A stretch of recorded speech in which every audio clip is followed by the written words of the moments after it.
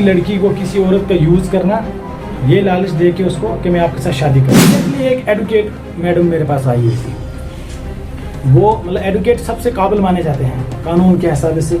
उसको 2 दिन एक बंदे ने ब्लैकमेल किया है कि तुम्हारे लिए एक पार्सल आया था, उस पार्सल में कुछ ब्राउन शुगर है करके। तो 2 दिन क्या है कि हमारे जो बुजुर्ग हैं वो फटक से उठा लेते हैं, हेलो, बस वीडियो कॉल कट हो जाती है, उनका फेस ले लेते हैं। वो फेस के बाद वो उसको न्यूड बनाते हैं, तो फिर उसको पैसे, ये पहले सेक्शन नहीं हुआ करता था। हमारी नौजवान बेटियां जो स्कूल कॉलेज में पढ़ती हैं, किसी इंडस्ट्री में काम करती हैं, किसी बड़े ऑफिस में मतलब कि किसी जो बड़ा ओनर है उसके साथ एज ए क्लर्क काम करती है, मोस्टली ये चीज़ें होती हैं।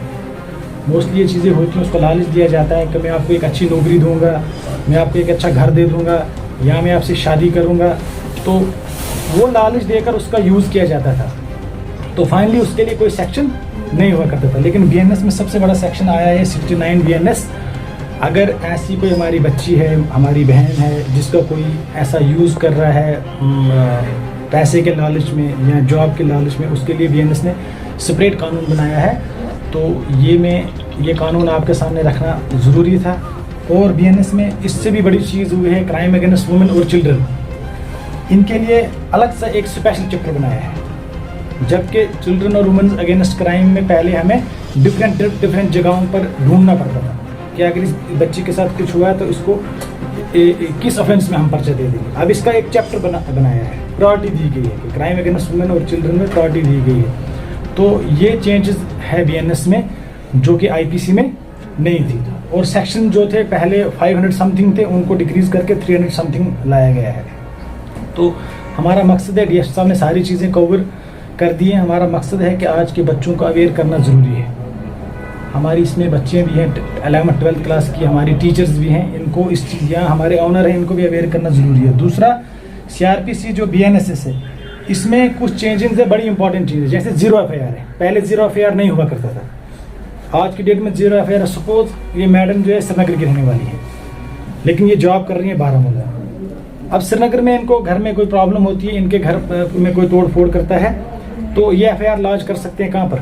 Nearest police station, Baramulla police station में। 0 एफआईआर। ये कंटेंट्स ऑफ लिखेंगे कि मैं श्रीनगर की रहने वाली हूँ, दरअसल में मेरे घर में ऐसी प्रॉब्लम हुई है, कुछ गुंडों ने आके मेरी माँ को पिटाई वगैरह की, वटएवर जो भी है, तो हम एफआईआर लॉन्च करके तो उसी 0 एफआईआर को हम थ्रू ईमेल या थ्रू सीसीटीएनएस या through speed post concern police station को भेजेंगे। कितना बड़ा सहूलियत है। मैक्सिमम लोग बाहर होते हैं, घर में कोई प्रॉब्लम होती है, उनकी ज़मीन पे कोई कब्जा करता है, मकान पे कोई कब्जा करता है। दूसरी एक बड़ी अच्छी चेंजिंग आई है, वो आई है ईएफआईआर। फर्ज करो हमारी बहन है, ये बहुत बिजी है, ये पुलिस स्टेशन नहीं आ सकती है, तो ये एसएचओ को व्हाट्सएप पे एप्लीकेशन डाल सकती है ईएफआईआर।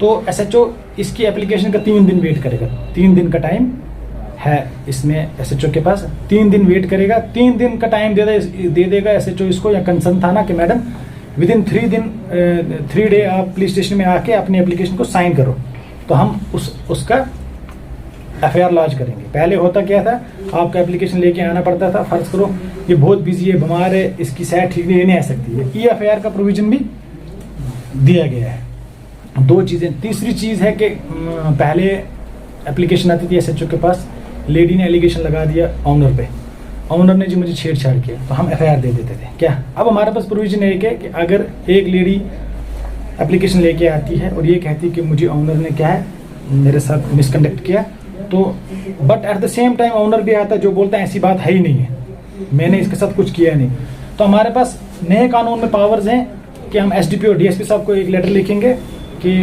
एसएचओ लिखेगा कि मैं इसमें प्रिलिमिनरी इंक्वायरी करना चाहता हूँ, मुझे ये मैटर लग रहा है ऐसा कि इसमें इंक्वायरी करने की ज़रूरत है, बिफोर लॉन्चिंग एन एफआईआर मैं चाहता हूँ कि मैं इसमें प्रिलिमिनरी इंक्वायरी करूँ। तो डीएसपी साहब के पास पावर है, ये मुझे अथोराइज करेंगे कि यू आर अथोराइज्ड, आप इसमें प्रिलिमिनरी इंक्वायरी करो। तो मेरे पास 14 दिन का टाइम है।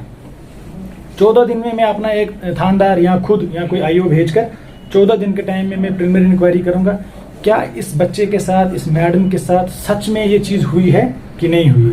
अगर हुई है तो 14 दिन में वो मेरा IO beat incharge report submit करेगा कि देयर इज नो डाउट इस लेडी के साथ मिस हैंडलिंग हुई है, तो 15वें दिन में उसमें एफआईआर लॉन्च करूंगा। या पहले 3 दिन में अगर प्रूव हो जाता है कि सच में हुआ, अगर नहीं हुआ है तो हम उस इंक्वायरी को नल एंड वाइड ऐसे क्लोज करेंगे और एसडीपीओ साहब को रिपोर्ट सबमिट करेंगे कि इसमें कॉग्निजेंस लेने की कोई ज़रूरत नहीं है, दरअसल में ये वाक़ा हुआ नहीं है, इनके कोई पर्सनल इश्यूज़ हैं जिस पे उसने फैब्रिकेटेड कंटेंट्स लिखे हैं थाने को।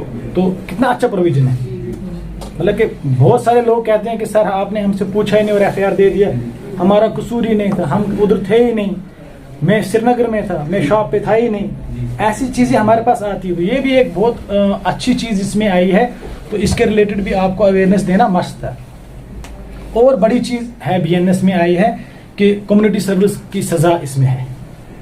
जैसे कोई छोटे मोटे क्राइम्स हैं, पहले सज़ा लगती थी, फाइन लगता था, अब इसमें एक सज़ा और ऐड हुई है, कम्युनिटी सर्विस। फर्ज करो इन्होंने कोई गलत काम कर लिया लेकिन उसकी सेंटेंस उतनी ज़्यादा नहीं बनती है, तो जजेस के पास पावर है, वो इनको बोलेंगे भाई आप 4 दिन पुलिस स्टेशन की सफाई करोगे, आप 10 दिन जो है वो म्युनिसिपलिटी ऑफिस की सफाई करोगे, जेल नहीं भेजेंगे, कम्युनिटी सर्विस करवाएंगे, बिंदास चौक से लेके सीमेंट ब्रिज तक सफाई करोगे आप 4 लड़के, आपने ये एक्ट किया है, आपको सजा इतनी ही बनती है। तो ये भी एक अच्छा प्रोविजन है। दूसरा, उसके बाद मैं आपका ज़्यादा टाइम नहीं लूँगा, बीएनएस जो है ये सीआरपीसी उसमें मैंने आपको बता दिया। उसके बाद तीसरा एक्ट हमारा आता है एविडेंस एक्ट, जिसको हम बीएसए कहते हैं। तो एविडेंस एक्ट में अच्छी चीज़ ये हुई है कि प्राइमरी एविडेंसेस में यूआरएल, फेसबुक लॉग्स को प्राइमरी एविडेंस में लाया है, जबकि पहले ये चीज़ें प्राइमरी एविडेंस में नहीं थी। कोई आपको ऐसा कमेंट करता है इंस्टाग्राम पे, उसका यूआरएल आईडी हमें मिल जाता है, हम वो यूआरएल आईडी जो है अपनी लैब को भेजते हैं, हमारा लैब उसमें एड्रेस निकालता है, आईपी एड्रेस निकालता है, ये मोबाइल किसका है, ये किस नंबर से रजिस्टर्ड है, इस लड़की के अगेंस्ट कमेंट किसने लिखा है। तो इन चीज़ों को प्राइमरी एविडेंस में लाया है। तो ये सबसे बड़ी सहूलियत है कि आजकल की हमारी बच्चों को कोई आजकल चीटिंग जो भी हो रही है वो सोशल मीडिया पे हो रही है, थ्रेट्स जो भी मिल रहे हैं वो फेक आईडीज भी मिल रहे हैं। तो मैं आप लोगों को अवेयर करना चाहता हूं कि जो आप ये फेक आईडीज बनाते हो, आपके दिमागों में ये चीज़ होती है कि ये ट्रेस आउट नहीं होंगे। 100% 200% पॉसिबिलिटी है हर एक आईडी ट्रेस आउट होगी, सोशल मीडिया का जो भी प्लेटफॉर्म है वो ट्रेस आउट होता है। डिपेंड करता है जो कंप्लेनेंट है, हमारी जो बहन है, हमारी जो टीचर है, वो उसमें कितनी पेन लेती है, क्या वो थाने में आती है, क्या वो एसडीपीओ सर के पास आती है कि मुझे आईडी निकाल के दे दो। हम 100% श्योर, फेसबुक पे आपको कोई कमेंट करता है, आपको सिर्फ और सिर्फ पार्टी बेस पे यूआरएल क्या होता है, लॉन्ग प्रेस करके आईडी आती है, वो यूआरएल आईडी अपने पास सेव करके रखनी है। अब उसके बाद अगर वो डिलीट भी करेगा account, once you got URL ID, हमें पता चल जाएगा ये किस मोबाइल से। देखो मोबाइल नंबर के बिना एक्टिवेट नहीं होती आईडी, ये तो सबको पता है। तो हमें पता चल जाएगा, अगर वो सिम भी तोड़ेगा लेकिन हमें पता चलेगा उसने कौन सा मोबाइल यूज किया है, उस मोबाइल में कौन सा सिम लगा था। अगर वो सिम तोड़ेगा, हम सिम का ईएमआई निकालेंगे तो हम उसको पकड़ सकते हैं आराम से। ये मैटर करता है level of interest by concern police station और level of interest by complainant. बहुत सारी बातें हैं, सर ने ऑलरेडी मतलब सारी बातें कवर की हैं। ब्लैकमेलिंग की बात, तो ब्लैकमेलिंग, वही चीटिंग एंड ब्लैकमेलिंग एक सबसे बड़ा। देखो आपको शाम को फोन आएगा, वीडियो कॉल आएगी। प्रॉब्लम क्या है कि हमारे जो बुजुर्ग हैं वो फटक से उठा लेते हैं, हेलो, बस वीडियो कॉल कट हो जाती है, उनका फेस ले लेते हैं, वो फेस के बाद वो उसको न्यूड बनाते हैं, तो फिर उसको पैसे मांगते हैं। उसमें आपको सिंपली पुलिस स्टेशन आने से पहले क्या करना है, उसको ब्लॉक कर देना है और अपना एंजाइटी हो जाएगी। एक लड़की को जिसकी न्यूड पिक्चर आएगी उसको ब्लॉक कर देना है ताकि फर्दर मैसेजेस वो आपको ना कर सके। फिर वो आपको रिलेटिव्स को मैसेज करता है। क्या रिसेंटली एक एडवोकेट मैडम मेरे पास आई हुई थी, वो मतलब एडवोकेट सबसे काबिल माने जाते हैं कानून के हिसाब से। उसको 2 दिन एक बंदे ने ब्लैकमेल किया है कि तुम्हारे लिए एक पार्सल आया था, उस पार्सल में कुछ ब्राउन शुगर है करके। तो 2 दिन वो लड़की उसके साथ ऑनलाइन रही है। फिर उसने अपने सारे अकाउंट्स उसको दे दिए, लेकिन बड़ी बात यह है कि वो मेरी तरह फकीर थी, उसको अकाउंट में था ही नहीं कुछ। उसको अकाउंट में 160 रुपये थे टोटल। तो उसने बाद में बोला कि जो वो दिल्ली बेस्ड लोग थे उन्होंने बोला आपने हमारा टाइम वेस्ट किया है, आपके अकाउंट में है ही नहीं। अगर सेम चीज़ किसी और के साथ, बिजनेसमैन के साथ हुई होती तो उसका 2-3 करोड़ रुपये गया होता। कहने का मकसद है, आपको अगर ऐसी कोई वार्निंग देता है कि आपकी वीडियो मेरे पास है, उसको आप बिल्कुल बोल्ड होके बोलो ठीक है आपके पास है, कर लो वायरल, उसको ब्लॉक कर लो। बहुत सारे हमारी लड़कियां खासकर ये लड़कियां और हमारे जो बुजुर्ग हैं ना, शादीशुदा लोग हैं, बहुत सारे मेरे पास आते हैं कि सर हमें बचाओ।